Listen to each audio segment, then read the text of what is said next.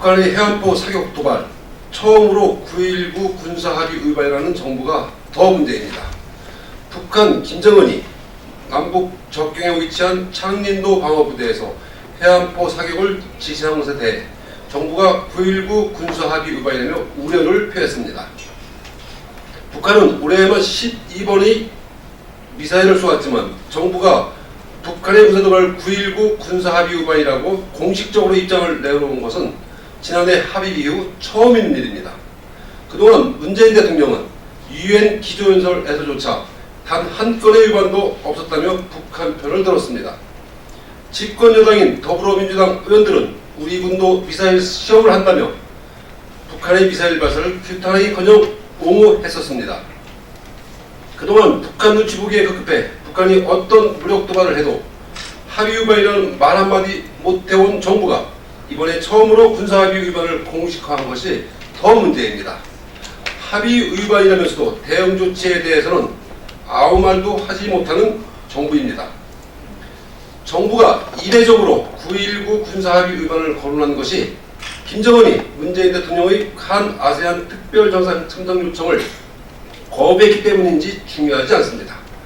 정부의 오락가락 안보 행보는 문정권을 떠받들고 있는 9.19 군사합의가 실제 대한민국의 안보를 지켜주지 못할 뿐만 아니라 상호 합의가 아닌 일방적 굴욕 사역이라는 것을 반증할 뿐입니다.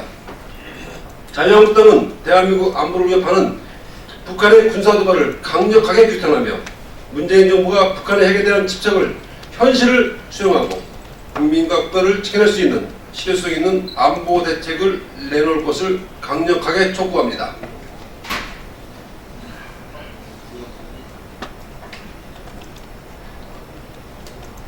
아마추어 정부의 지소미아 파기소동, 이제 앞으로 이 정부의 어떤 협상력을 기대할 수 있단 말입니까? 소동, 오늘 주요 언론들이 한일 군사정보보호협정 파기위의 발표와 관련해서 쏟아낸 표현들은 단임 아닌 소동이었습니다.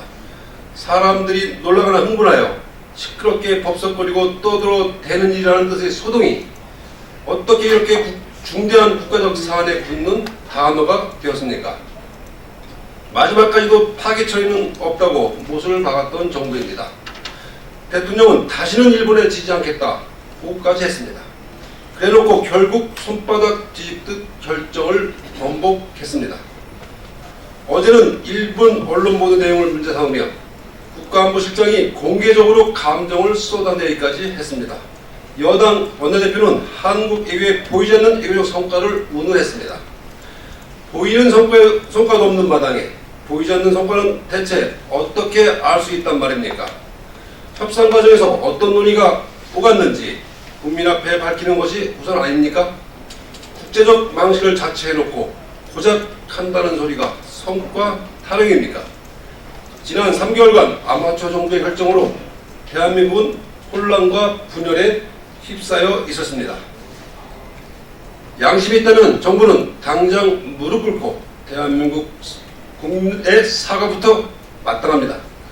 안보 불안, 애교 불안에 민생까지 불안해져 버린 국민 앞에 사과부터 하십시오. 이제 남은 것은 바닥으로 추락해버린 국가적 신뢰요, 흔들려버린 한미동맹, 한미일 공조입니다.